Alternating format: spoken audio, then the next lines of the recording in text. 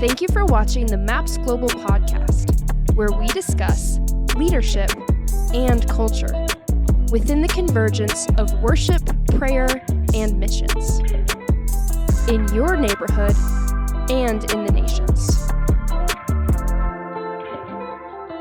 Hey guys, we're so excited to be on this podcast today. I have two very special guests with me.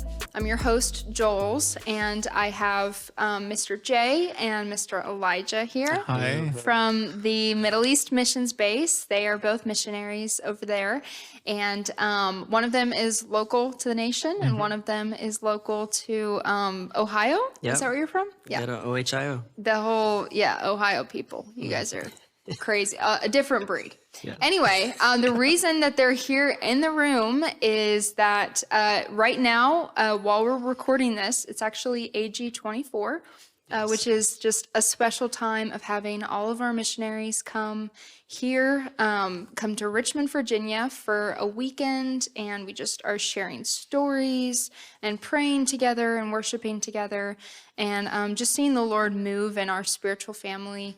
And then we've invited leaders from around the country and the globe to come and just speak into not just our family, but also the region and everyone whose heart is burning for worship, prayer, and missions. And so that's what AG24 is, and that's happening right now. It actually starts tomorrow. So the actual conference starts tomorrow. And so we wanted to just jump in the podcast room with these two guys for a little special podcast. It's going to be shorter than normal. And we're just going to be talking a little bit about what it's like to serve in a house of prayer, in a prayer room over in the Middle East, what it's like to be on a team where there's people from different ethnic backgrounds, speak different first languages, and you guys are leading worship, you're writing songs together, you're helping to train up musicians in your nation, and just doing so many incredible things for Jesus, for his name, sharing the gospel in an unreached nation. So guys, let's get into this today. I'm so excited. So first, Jay, say hi. Hello, everybody. It's so good to be here. Tell us, it's so good to have you here. We've been together with MAPS for about the same amount of time. Yeah. But you specifically have been overseas for 4 years. Almost 4 years. Yeah. That's amazing. September. Wow. Yep. Give it up for you, sir. Crazy. 4 Wow. years in the same location at our Middle East Missions Base. Correct. Yes. And what is your current title at the Middle East Missions Base? Yeah, so currently I am leading the prayer room team. Been doing that for about a year and a half or so. Okay. And yeah, we're just going after cultivating day and night worship and prayer in the prayer room there as a place for encounter for those who are workers in the field to come get filled up, and also a place, just for those who don't know Jesus yet to come and encounter his presence in the room. And so I'm leading the prayer room team and cultivating the prayer room in all regards. It's a joy. Wow. That's so amazing. With this guy, Mr. Elijah. Yeah. This is not their names, by the way, but for security, we're calling them Jay and Elijah. So, Of course. Mr. Elijah, so you're also on the prayer room team? Tell me a little bit about what you do. Yeah, I'm on the prayer room team with Mr. J here. I love that. I do worship leading. I do AV, which is audio and visual. So I'm responsible for capturing the moments that happen in our prayer room, capturing what the Lord has been doing in our midst, and releasing it. And like the scribe writers, they had been writing, and I been recording sounds. So it's cool to keep documenting what the Lord has been doing. Yeah. Wow, that was beautiful, the way you said that. Thank you. And this is your first podcast. It is my first podcast. Yeah, I'm excited to be here. Yeah, which is just funny because I know that you've helped do a podcast in the Middle East before. Yeah, isn't that funny? But from the other side of it, right? As the media person. I've been the production side of it, not the actual talking. Yeah, well, we're so happy. I'm so happy to have you here. It's my pleasure to be here. So happy to have you on the MAPS podcast. And you've been, I know that you were one of the first interns at the Middle East Missions Base. Yep, that's correct. Yeah. Did you grow up in the city where the base is? Actually, no. I grew up in a different city, and my family decided to move for some personal circumstances to another city, which is not even close to the base. Okay. So I Okay. commute back and forth. It's like 1 hour drive. Wow. You So drive an hour every day. You take a bus, I right? take buses and Oh my arrange rides, so I goodness. don't have a car there. So, Wow. but the Lord has been so Okay, gracious. somebody donate to get this dude a car. Oh my gosh, Yeah. that's amazing. And wow, you commute an hour every day to work in the prayer room Yes. in the Middle East. That is Yes. amazing. Yeah, and so you're local to this nation. And then you, Jay, we said you're from Ohio. So, and you have been there for 4 years. Oh, that's where I was at. Okay. Yep. Elijah, you were one of our first interns. Yep. At the prayer room, Yeah. training with the missions base, and now you've been on staff for 2 years. Yeah, 2 that years. correct? Okay. Yeah, been Amazing. 6 months of internship and then 2 full years on staff. That's gonna come in September. I'll be finishing 2 years on staff. Wow! Congratulations. Thank you. It's my pleasure. It's been such a journey. That's amazing. So Such put a that journey. together, like September was both of our like milestones. Wow. Of, like being at the house. Wow. Yeah, 4 years for you. Yeah, in And September. then 2 years. yeah. Wow. That's so That's sweet. amazing. Well, I had the honor and the privilege of being with you guys at the Middle East Missions Base last October. We were actually supposed to be going to the Levant, and it was just a few days after October 7th happened, which is still being played out today. And so we shifted. My husband and I were leading a team, and so we, instead of going to the Levant, we decided, let's see if the Middle East wants to throw in, and we were doing 50 hours of prayer and worship, and you guys were like, yes, absolutely. And then we ended up doing like a chorus of prayer and worship for 50 hours in all the locations surrounding Israel, and it was just crazy. But what I really noticed when I was in the prayer room with you guys is just a marked increase of joy and dancing, and so much Arabic. I mean, you guys sing so much Arabic, which is amazing, because you have quite a few foreign staff with you. There's a lot of missionaries in this country, but the indigenous sound is really coming out. And like when I say the indigenous sound, I mean the local sound of this dialect of Arabic, which we're not going to say for security reasons. But that's what I was really marked by, was just, wow, there's so much joy in this prayer room. I remember I went on my student placement to the Middle East, to this nation, 5 years ago when I was a student with our training school, which you can train in as well. Go to mapsglobal.org to apply. Wow. Yeah. Anyway, when I did my training school, we did 3 months in the Middle East right before we planted that base. And we were in the same building that you guys are in today, and it's just crazy what the Lord has done in the past 5 years. Like the amount of people that are in the room, the amount of local Arabic So true. men and women and kids that love God and love Jesus. And you guys are dancing. There's lots of flags going on. There's people jumping on drums. Like there's just so much happening. So tell the people listening a little bit about what is it like to work in your prayer room? Yeah, good. I think it's, first of all, it's beautiful what the Lord's doing. And yeah, you mentioned a little bit of that, but the Lord's like giving us our own DNA in terms of how he's longing, what he's longing for in the community that we're in. And it's coming through, dancing, it's coming through prophetic choruses, it's coming through, like you were saying, going back and forth between the English and the Arabic. There's been such an anointing to go back and forth, specifically between English and Arabic. Even when Elijah and I lead together, there's such a grace and an oil just to go back and forth. Like we just give each other the eye. Of Always the eye. English, Arabic. But there's been such a marking, and the Lord's really cultivating something really beautiful that we've never seen before. But we're asking the Lord, what are you longing to bring forth in this community? And it's come through, the going back and forth between languages and dance and just creative, different creative ways of worshiping. Wow. It's beautiful. Yeah. I feel like it's been great being in a multicultural type of setting where we worship Jesus. And it's cool that we worship both in Arabic and in English, that we get to experience Jesus through multiple angles. People do worship from their hearts, and yeah, it brings so much, because you want to feel the bigger picture, and you see how God speaks to different people in different languages, and how does that translate. And you see sometimes other languages use words that we don't necessarily use in our dialect, and adapting that is bringing so much fruit, and we will see it grow before our eyes. And it's a picture of what the sea of glass. It's a picture of that day that's coming, where it's going to be every nation, every tongue together worshiping the singing Lord. together. And it's like, it's not all Arabic, it's not all English, but it's like together, and we're just feeling the Lord's heart in that, in this community. Yeah. And I heard one of you guys talking about how it's kind of like puzzle pieces fitting together. Can you tell me a little bit more about that?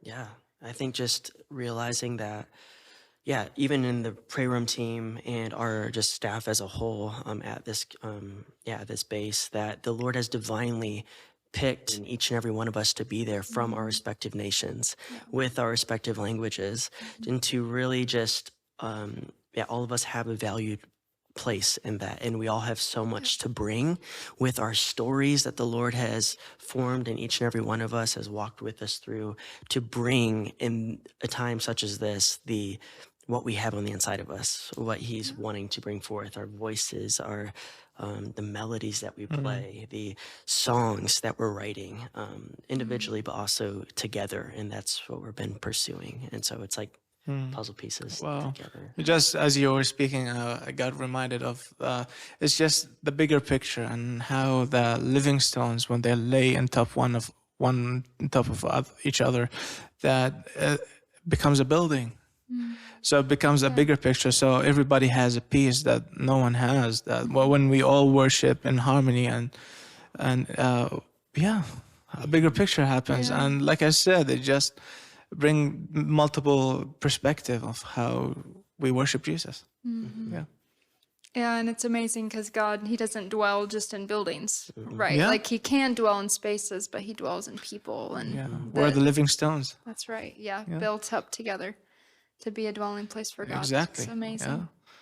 So I know that you guys have a value for songwriting specifically. Can you tell me a little bit, just give us a picture, what is it like on your team when you guys are wanting to write a song, or like what's the process there?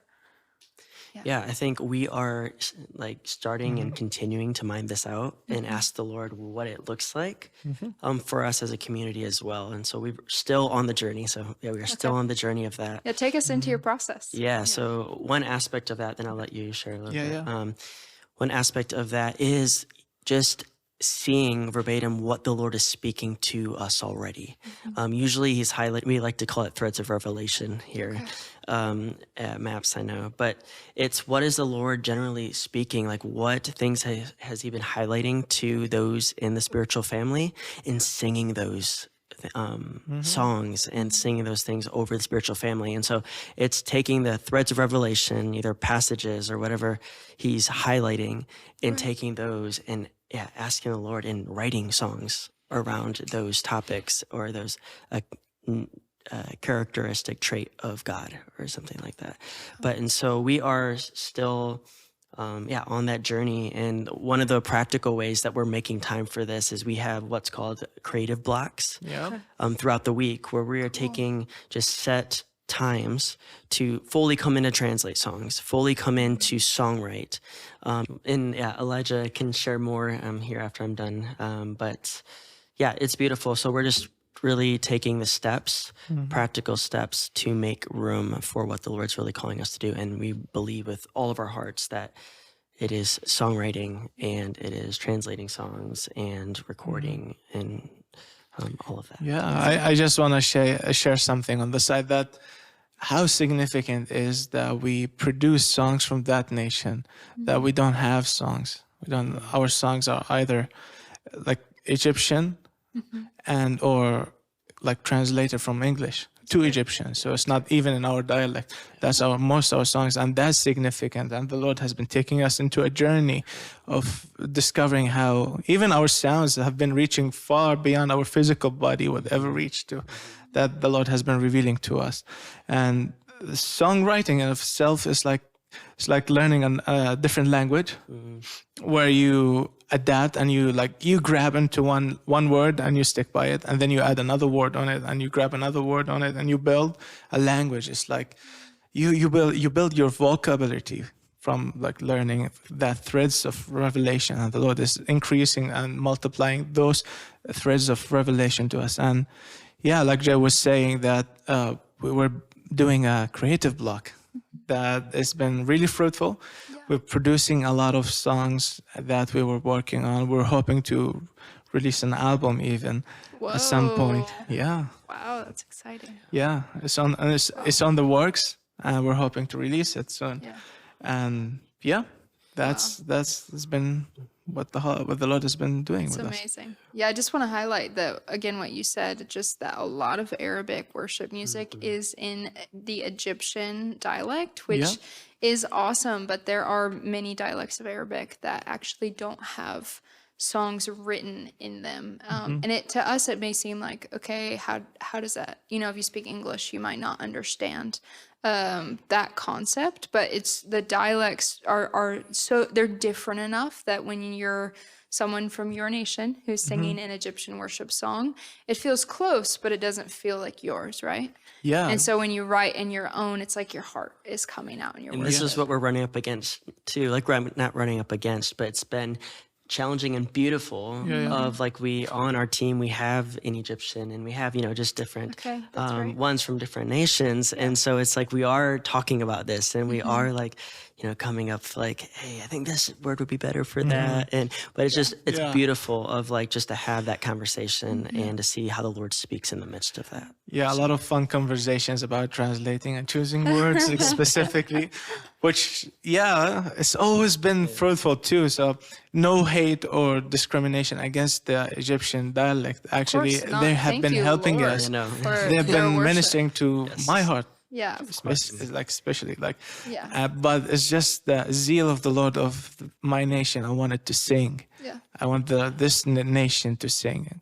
That's Well, it's biblical, and then it is Revelation biblical. 7 says it's going to happen at every tongue. Yes. So, and yours is one of them. So as we wrap up, I would love to hear from you guys any story or testimony from your prayer room. Anything you got cooking? Yeah, I have a story that one of our students, he's a Muslim background, and That means that he's a Muslim family and Yes. he was saved. he was raised gave his life to Jesus. he was born and raised in a Muslim family, and Jesus found him and he saved him, and he now is a Christian. He's one of the most joyful people I know. Yes, he's Wow. we all love him. And one time he was sharing with me that he had a dream that he is sitting in the middle of the prayer room where he is grabbing a guitar and worshiping Jesus. And he actually didn't share that with a lot of people at the time. And I didn't think much of it. And I started seeing him approaching the guitar and trying to learn and asking for help to like, hey, I want to learn guitar. And I've been trying to teach him guitar too. And it's so beautiful that even seeing him when the prayer room is empty, he is approaching the guitar and trying to sit down and play it like as if he is leading a worship set. And it's like a prophetic act in a sense, like when he's just grabbing the guitar and playing whatever he is like able to play. That is in of itself beautiful, and I know that the Lord has something on him in worship for this nation. Yeah. Wow. That's amazing. Yeah. And Amazing. can I say I have Yeah, one more thing? please. Like even as we're on this journey, like we are asking the Lord, what He's longing to hear, and it's like we can we record and that all of it's beautiful, but right now we're asking the Lord what's on His heart for Him to hear from the Arabic language from this particular nation. And I think like that's like all of our hearts, we want for him to receive his inheritance through this song that's he dreamed of that would come from this nation. And so, that's what we're asking now. And I know a leader came from Southeast Asia, and he I was picking his brain about songwriting, and he said, try asking the Lord what's yet to come from your language that you're longing for. And that's kind of given us like a kickoff of like to continue on this journey. It's like, Jesus, what are you longing to hear? Like, what are you still longing that will move your heart from this nation? And so, Wow. that was significant. Yeah. Wow. Well, thank you guys so much for sitting down with me, sharing just a little bit about what you do in the Middle East. And I know there's so much more. I mean, I've heard testimony on testimony of what the Lord is doing in this prayer room. But thank you guys so much for sharing a little bit about your process, and just know that we are praying for you guys. If you guys want to support them, you can pray for this house of prayer, pray for the local believers that are coming in, just like the student you shared about, who are having encounters with the Lord, and he's marking them to be musicians and priests in the prayer room. You can pray for these guys. You can go to our website. You can support and give. You can help support local missionaries in this nation, actually. And stay tuned for more. We're going to be sitting down with more people throughout AG, and you're going to be hearing stories from different locations in the Middle East. So we'll see you on the next one. We hope you enjoyed this episode of the MAPS Global Podcast. Make sure to subscribe to this channel and check out previous episodes. Have you seen our 50 Hours documentary? Watch it now. And don't forget to sign up for our email newsletters.